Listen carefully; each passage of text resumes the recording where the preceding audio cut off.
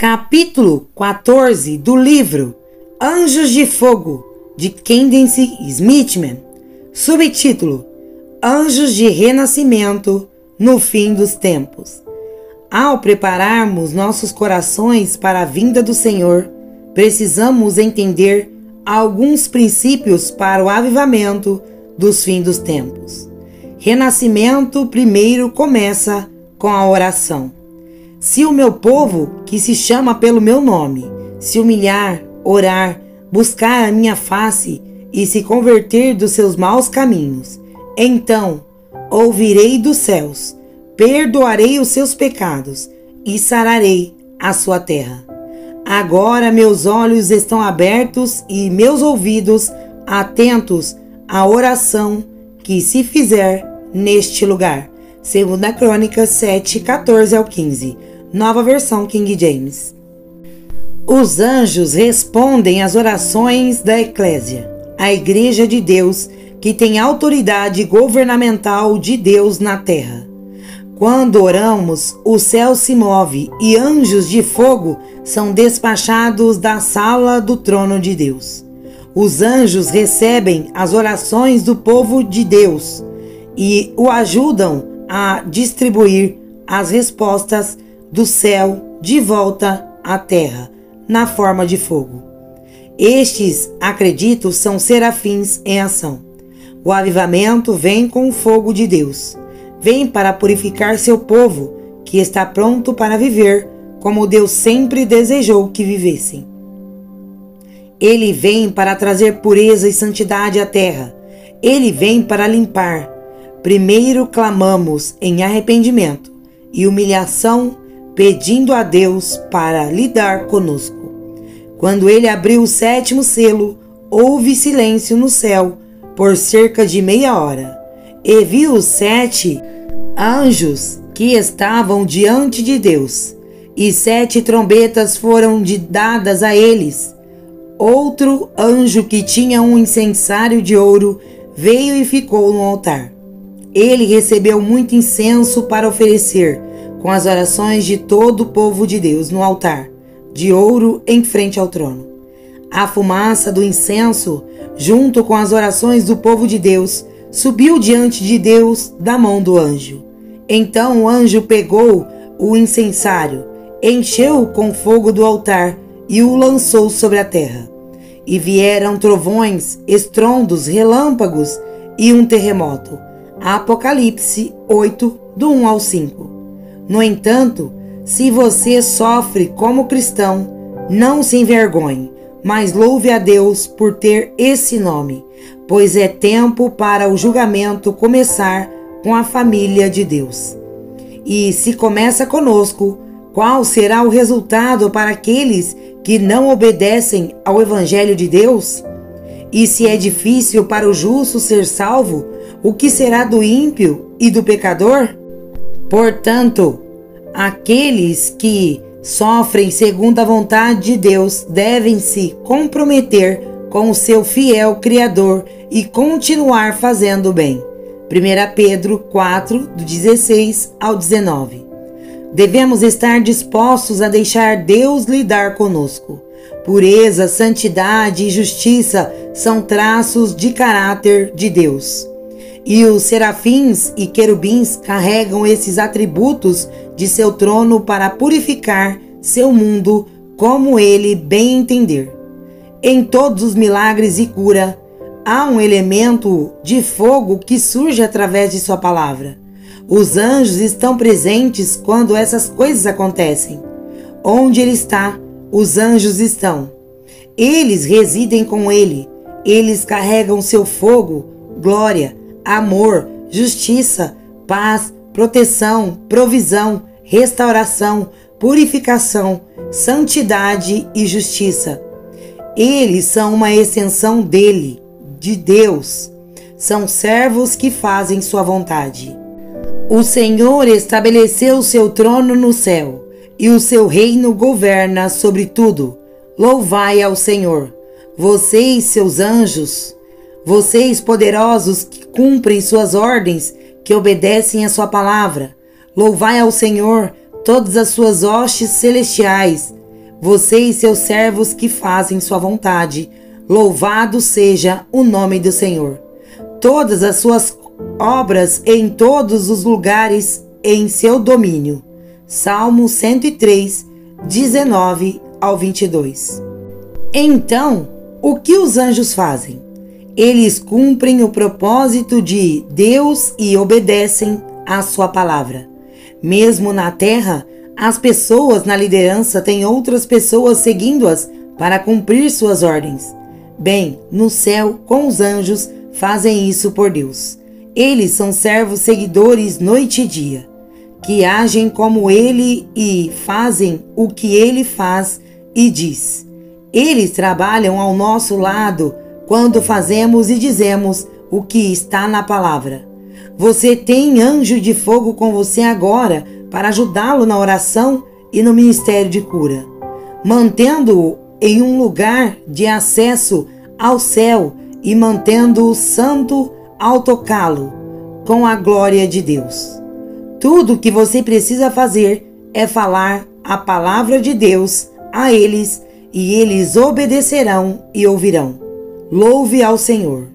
Subtítulo: o papel da igreja. Faça todo o esforço para viver em paz com todos e ser santo.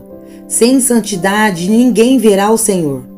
Cuide para que ninguém fique aquém da graça de Deus e que nenhuma raiz de amargura cresça para causar problemas e contaminar muitos. Hebreus 12, do 14 ao 15. Bem-aventurados puros de coração, porque verão a Deus. Mateus 5, 8. Este é quem devemos ser como sua igreja no fim dos tempos. Ele está voltando para uma igreja sem mancha ou ruga. Como isso pode ser assim? O apóstolo Paulo ensina a igreja em Éfeso sobre o ministério do evangelho usando um exemplo terreno de marido e mulher. Jesus é o cabeça da igreja e nós, a igreja, somos seu corpo. Isso revela o coração de Deus de como Ele ama e cuida de sua igreja. Pois o marido é o cabeça da esposa, como Cristo é o cabeça da igreja, seu corpo, do qual Ele é Salvador. Agora, como a igreja se submete a Cristo, também as esposas devem se submeter a seus maridos em tudo. Maridos, amem suas esposas, assim como Cristo amou a igreja e se entregou por ela para santificá-la, purificando-a pelo lavar com água pela palavra, e para apresentá-la a si mesmo como uma igreja resplandecente, sem mancha, nem ruga, nem qualquer outro defeito, mas santo e irrepreensível. Da mesma forma, os maridos devem amar suas esposas como a seus próprios corpos. Aquele que ama sua esposa, ama a si mesmo. Afinal, ninguém jamais odiou seu próprio corpo, mas eles alimentam e cuidam do seu corpo, assim como Cristo faz com a igreja. Pois somos membros de seu corpo. Por isso deixará o homem pai e mãe e se unirá à sua mulher, e os dois se tornarão uma só carne. Este é um ministério profundo. Cada um de vocês também deve amar sua esposa como ama a si mesmo, e a esposa deve respeitar seu marido. Efésios 5, do 23 ao 33. Não podemos ficar sem mancha ou ruga até que tomemos nossa devida posição nele. Devemos entender que Cristo venceu o pecado, a morte e a sepultura, e a ascensão torna possível estarmos sentados com Ele nos lugares celestiais, onde todas as bênçãos espirituais são nossas. Mas por causa do seu grande amor por nós, Deus, que é rico em misericórdia, nos deu vida com Cristo, mesmo quando estávamos mortos em transgressões. Pela graça vocês são salvos, e Deus nos ressuscitou com Cristo e com Ele nos fez assentar nas regiões celestiais em Cristo Jesus. para que nos séculos vindouros mostrasse as incomparáveis riquezas de sua graça, expressa em sua benignidade para conosco em Cristo Jesus.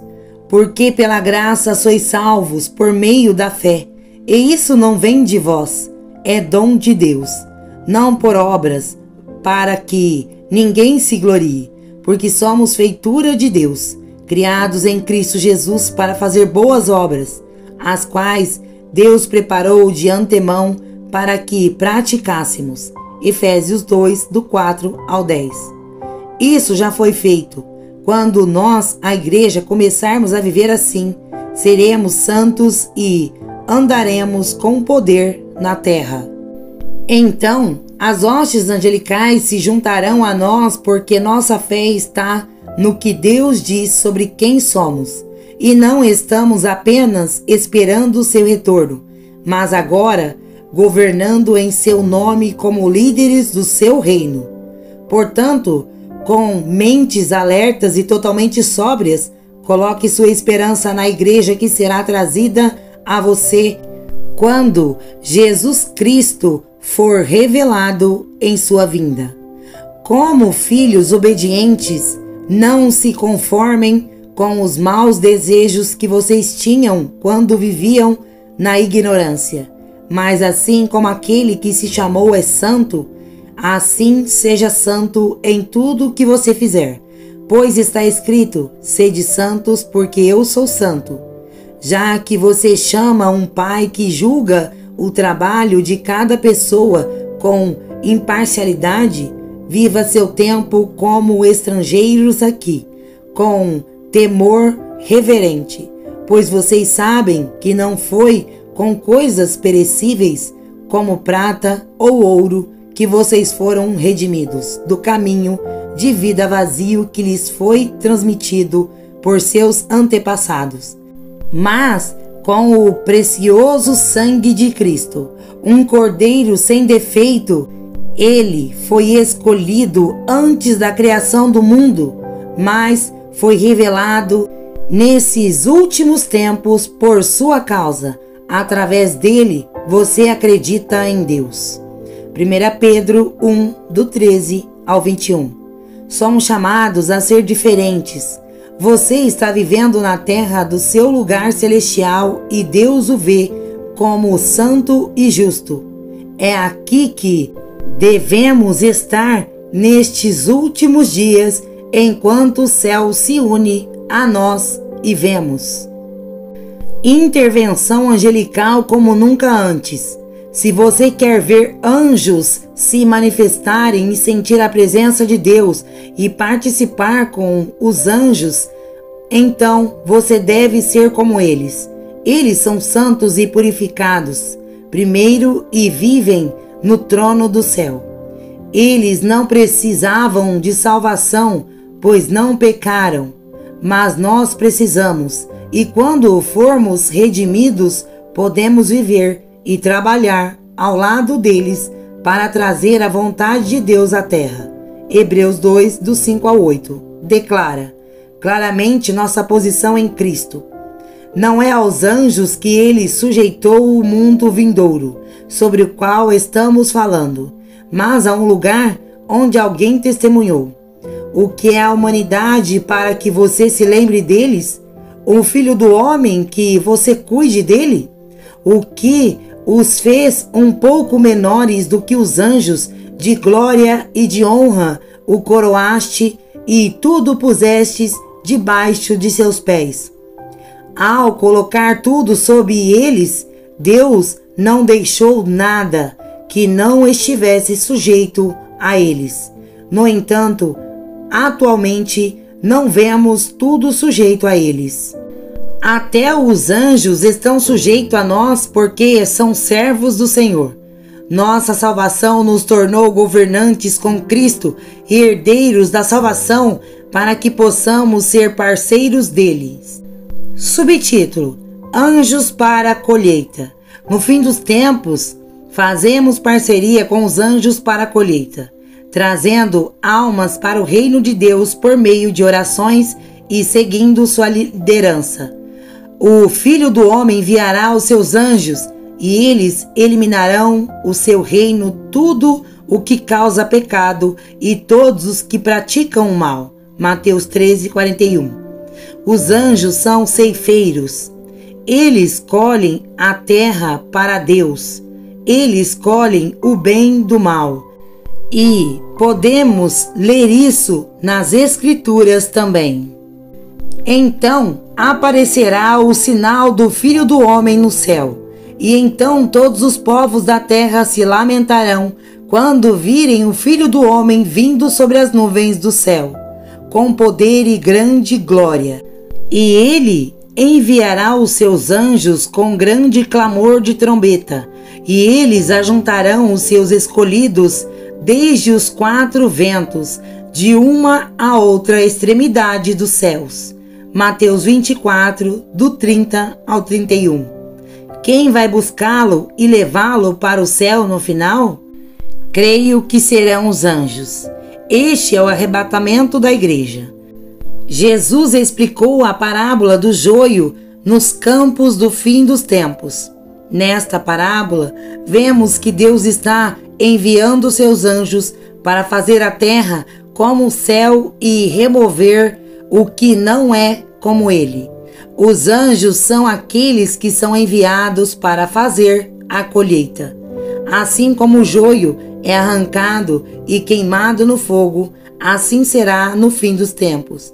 O Filho do Homem enviará os seus anjos e eles eliminarão do seu reino tudo o que causa pecado e todos os que praticam o mal. Eles os lançarão na fornalha ardente, onde haverá choro e ranger de dentes. Então os justos brilharão como o sol no reino do seu Pai. Quem tem ouvidos, ouça. Mateus 13, do 40 ao 43. A palavra reino nesta parábola é a palavra grega basileia, que significa realeza, governo ou reino. O reino de Deus e sua realeza chegou, mas mesmo agora estamos ajudando a preparar este reino. Estamos vivendo a palavra de Deus diariamente como homens e mulheres justos que vivem a vida de ascensão aqui na terra. Jesus falou dessa verdade. Mais uma vez, o reino dos céus é como uma rede que foi lançada no lago e pegou todos os tipos de peixes. Quando estava cheio, os pescadores o puxaram para a margem. Então sentaram-se e recolheram os peixes bons em cestos. Os más jogaram fora os ruins. Assim será no fim dos tempos. Os anjos virão e separarão os ímpios dos justos e os lançarão na fornalha ardente, onde haverá choro e ranger de dentes. Você entendeu todas essas coisas? Jesus perguntou. Sim, eles responderam. Eles lhes disse, portanto, todo mestre da lei que se tornou discípulo no reino dos céus é como o dono de uma casa que tira do seu depósito tesouros novos e velhos. Mateus 13, do 47 ao 52. Isso significa que aqueles judeus que vieram pela lei e até mesmo ensinaram por ela, que agora receberam Jesus como Messias, seriam depósitos do poder da lei e também do poder da graça e do cumprimento dos tempos.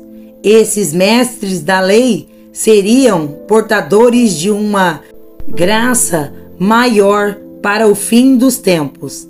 É assim com aqueles que nós que estamos crescendo na consciência da vida de ascensão da igreja.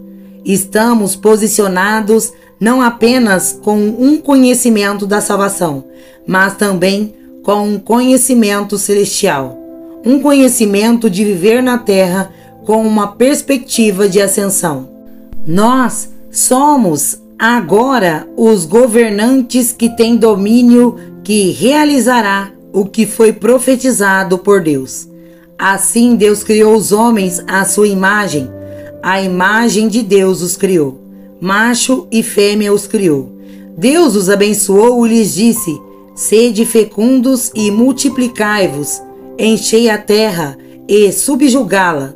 Domine sobre os peixes do mar e as aves do céu, e sobre todos os seres vivos que se movem sobre a terra. Gênesis 1, do 27 ao 28. Deus nos deu um mandato para fazer essas 5 coisas: ser frutíferos, aumentar em número, encher a terra e subjugá-la, e governá-la ou dominá-la. Como a igreja que ascendeu com Cristo, temos este domínio e poder exatamente como Adão e Eva tiveram no jardim, no Éden. Jesus cortou a fortaleza do inimigo sobre nós e então ele nos posicionou para estarmos sentados com ele nos lugares celestiais. Como uma igreja de ascensão, para que possamos governar e reinar na terra agora em seu poder, com os anjos ao nosso lado. É verdade que ele voltará com seus anjos, e uma colheita do fim dos tempos ocorrerá. Mas agora somos chamados a viver assim com fé e não para esperar, porque o mesmo Senhor descerá do céu com um alto comando, com a voz do arcanjo e com o toque da trombeta de Deus, e os mortos em Cristo ressuscitarão primeiro. Depois disso, nós, os que ficamos vivos, seremos arrebatados juntamente com ele nas nuvens, a encontrar o Senhor nos ares, e assim estaremos com o Senhor para sempre. Portanto, encorajai-vos uns aos outros com estas palavras. 1 Tessalonicenses 4, do 16 ao 18. Chegará um tempo em que a igreja será arrebatada ao céu com a voz de um arcanjo e um toque de trombeta. Mas até então, somos chamados a agir como se estivéssemos ressuscitados agora. Quando fazemos isso, as hostes angelicais coabitam conosco e fazem a obra do reino na terra agora. Os anjos observam nossos movimentos de fé e se regozijam e seguem os herdeiros da salvação, enquanto eles vivem agora a ascensão por causa da ressurreição. Temos esse poder em vasos de barro. Mas temos esse tesouro em vasos de barro, para que a excelência do poder seja de Deus e não de nós. Estamos perturbados por todos os lados, mas não angustiados. Estamos perplexos, mas não desesperados. Perseguidos, mas não abandonados. Abatidos, mas não destruídos. Trazendo sempre no nosso corpo o morrer do Senhor Jesus Cristo, para que também a vida de Jesus se manifeste em nosso corpo, porque nós, os que vivemos, somos sempre entregues à morte por amor de Cristo, para que também a vida de Jesus se manifeste em nossa carne mortal. Então a morte opera em nós, mas a vida em você. Nós temos o mesmo espírito de fé, conforme está escrito. Eu acreditei e por isso falei. Nós também cremos e portanto falamos. Sabemos que aquele que ressuscitou o Senhor Jesus nos ressuscitará também por Jesus e nos apresentará convosco, pois tudo é por amor de vocês, para que a graça abundante pela ação de graça de muitos redunde para a glória de Deus. Por qual motivo não desfalecemos? Mas ainda que o nosso homem exterior pereça, ainda assim o homem interior é renovado dia a dia, pois nossa leve tribulação, que é apenas momentânea, produz para nós um peso de glória muito mais excelente e eterno. Não atentando nós nas coisas que se veem, mas nas que não se veem, porque as coisas que se veem são temporais, mas as coisas que não se veem são eternas. 2 Coríntios 4, do 7 ao 18, versão King James. Somos criaturas eternas vivendo em trajes terrenos necessários para agir no céu. Embora nós nos sintamos terrenos, quando fazemos isso, todo o céu se alegra conosco enquanto agimos com fé no que Jesus fez e começamos a ver os milagres acontecerem e a atividade angélica ocorrer. Esta vida é para você agora. Apenas comece a viver e a acreditar como um cidadão do reino vestindo seu manto de justiça, e você começará a atrair anjos para a sua atmosfera e esfera de influência. Subtítulo: Os anjos estão cuidadosos. Quando estamos considerando a volta de Jesus, devemos estar atentos. Cristo e os anjos não sabem o dia ou a hora do retorno de Cristo. No entanto, eles estão atentos. Somos chamados a criar uma habitação celestial de vigilância na terra. Mas sobre aquele dia ou hora ninguém sabe, nem mesmo os anjos do céu, nem o Filho, mas somente o Pai. Como foi nos dias de Noé, assim será na vinda do Filho do Homem. Pois nos dias anteriores ao dilúvio, as pessoas comiam e bebiam, casavam e davam-se em casamento, até o dia em que Noé entrou na arca. E eles não sabiam nada sobre o que aconteceria até que veio o dilúvio e os levou a todos. Assim será na vinda do Filho do Homem. 2 homens estarão no campo, um será tomado e o outro deixado. 2 mulheres estarão moendo com um moinho manual, um será tomado e outro deixado. Vigiai, pois, porque não sabeis em que dia virá o vosso Senhor. Mateus 24, do 36 ao 42. No capítulo seguinte de Mateus, Jesus continua a enfatizar este ponto na parábola das 10 virgens. Naquele tempo, o reino do céu será como as 10 virgens que pegaram suas lâmpadas e saíram ao encontro do noivo. 5 delas eram tolas e 5 eram sábias. As insensatas pegaram suas lâmpadas, mas não levaram óleo com elas. As sábias, porém, levaram azeite em vasilhas junto com as suas lâmpadas. O noivo demorou a chegar e todas ficaram sonolentas e adormeceram.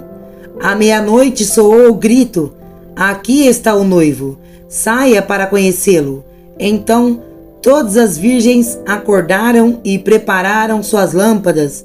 As insensatas disseram às sábias: dê-nos um pouco do seu azeite. Nossas lâmpadas estão se apagando. Não, eles responderam: pode não haver o suficiente para nós e para vocês. Em vez disso, vão aos que vendem óleo e comprem um pouco para vocês. Mas enquanto iam comprar o azeite, chegou o noivo. As virgens que estavam prontas entraram com ele para o banquete de casamento, e a porta foi fechada. Depois vieram os outros também. Senhor, Senhor, disseram eles, abre a porta para nós. Mas ele lhe respondeu: em verdade te digo, não te conheço. Portanto, vigie, porque você não sabe o dia nem a hora. Mateus 25, do 11 ao 13. Nós nos preparamos pela oração e passamos tempo na presença do Senhor, ativando nossos sentidos para os tempos e estações e criando ambientes onde os anjos podem trabalhar ao nosso lado para preparar as coisas para o dia e hora em que ele vier. O céu está esperando que o Rei governe a terra em pessoa. Devemos esperar e vigiar juntos com o céu e preparar este lugar como se ele já estivesse aqui. Os anjos preparam um lugar para Jesus e nós, como herdeiros da salvação, também somos chamados. Os anjos se juntarão a nós quando viermos pela fé. Devemos estar tão ansiosos pelo seu retorno que vivemos como se estivéssemos no céu agora. E participamos com os anjos agora e buscamos seu coração agora na terra. O Pai se agrada quando operamos com fé para o que está por vir e o vivemos agora. Devemos estar nos saturando em sua presença e criando ambientes para os anjos. E então veremos o céu aberto e o Filho do Homem, Jesus, vindo agora mesmo, antes que ele venha. Quando ensino essas verdades às pessoas, elas começam a ver e experimentar o céu. Sua alma, sua mente, vontade e emoções, junto com seu espírito, começa a compreender a realidade que está diante deles e aprendem a viver naquele assento celestial e começam a ver a terra respondendo. Existem muitas escrituras do fim dos tempos onde os anjos estão presentes, como você pode ver em todo este livro. Há uma correlação entre anjo e fogo. Anjos e fogo são compatíveis e ambos representam pureza e santidade. Em cada caso, os anjos estão servindo ao rei. Eles estão onde ele está. Eles estão onde estamos porque estamos nele. A declaração final do tempo do fim que Jesus faz está em Mateus 25, do 31 ao 33, onde ele fala sobre separar as ovelhas dos cabritos. Este é um julgamento para aqueles que creem e o seguem. E aqueles que não o fazem, os anjos de fogo, desempenharão um papel em seu retorno e neste julgamento. Eles o acompanham, pois ele é chefe dos exércitos de anjos. Quando o Filho do Homem vier em sua glória e todos os anjos com ele, e se assentará em seu trono glorioso, todas as nações serão reunidas diante dele, e ele separará os povos um dos outros, como o pastor separa as ovelhas dos bodes. Ele porá as ovelhas à sua direita e os bodes à sua esquerda. Mateus 25, do 31 ao 33. Esta é a sua segunda vinda, quando ele se declara Senhor da terra. Em qual categoria você estará? Você é uma ovelha ou um bode? Você está em uma nação de ovelhas que reivindicou Jesus como Senhor e Salvador? Ou você está em uma nação de bodes que não acredita que Ele é o Salvador do mundo? É hora de decidirmos onde estamos agora. Se você não é uma ovelha, então é hora de se arrepender. Se você diz que não acredita, você faz parte das cabras. Ele levará suas ovelhas para o pasto do paraíso, mas as cabras serão separadas para um lugar sem descanso. Este lugar é chamado de inferno e não é para nós. Foi feito para os anjos caídos da destruição, liderados pelas forças de Satanás. Não é tarde demais para receber Jesus como seu Senhor e Salvador. Se você ainda não recebeu, eu compartilhei com você várias vezes neste livro a importância do arrependimento e purificação do seu coração. Os anjos carregam fogo de seu altar para aqueles que ele purifica para seu reino. Se você já se arrependeu antes, não precisa fazer isso novamente. No entanto, se você não tiver, aqui está outra oportunidade. Tudo o que você precisa fazer é crer em seu coração e confessar com sua boca Jesus como seu Salvador e Senhor. Se você declarar com sua boca Jesus é o Senhor e crer em seu coração que Deus o ressuscitou dos mortos, você será salvo. Pois é com o seu coração que você crê e é justificado, e é com a sua boca que você confessa a sua fé e é salvo. Como diz a Escritura, quem nele crê jamais será envergonhado. Pois não há diferença entre judeus e gentios. O mesmo Senhor é o Senhor de todos e abençoa ricamente todos os que o chamam e clamam por ele. Pois todo aquele que invocar o nome do Senhor será salvo. Romanos 10, do 9 ao 13. Subtítulo: Oração para a salvação. Pai, perdoa-me dos meus pecados. Eu cometi erros.